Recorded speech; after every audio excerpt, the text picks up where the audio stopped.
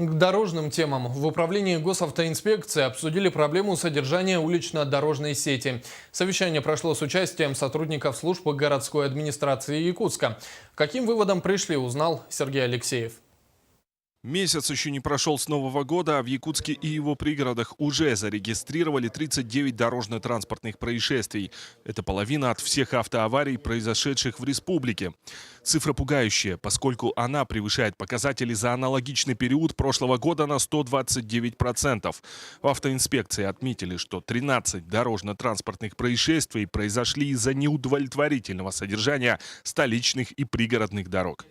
Более 400 60, да, пешеходных переходов в городе Якутска, которые на сегодняшний день, если так сказать, с натяжкой,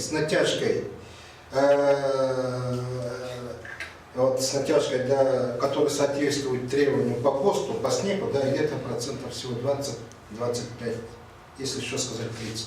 А остальные на сегодняшний день не соответствуют. В свою очередь, исполняющий обязанности главы города Сергей Игнатенко заявил, что в администрации прилагают все усилия, но не хватает только денег. Других денег нету, мы же не волшебники, так? Эти проблемы скопились годами, десятилетиями. Так? Нам дядя никакой не придет и денег не даст на решение проблем.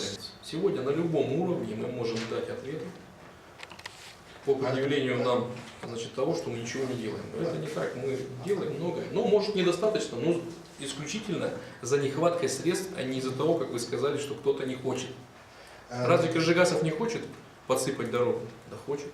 В итоге непростого разговора стороны пришли к выводу, что необходимо консолидировать усилия для предотвращения несчастных случаев на дороге и снижения печальной статистики. Но, возможно, если в будущем при расследовании очередного ДТП окажется, что дорожные условия в какой-то мере способствовали аварии, то ответственность будут нести не только участники движения, но и дорожные службы. Сергей Алексеев, Дмитрий Сергучев, НВК «Саха», Якутск.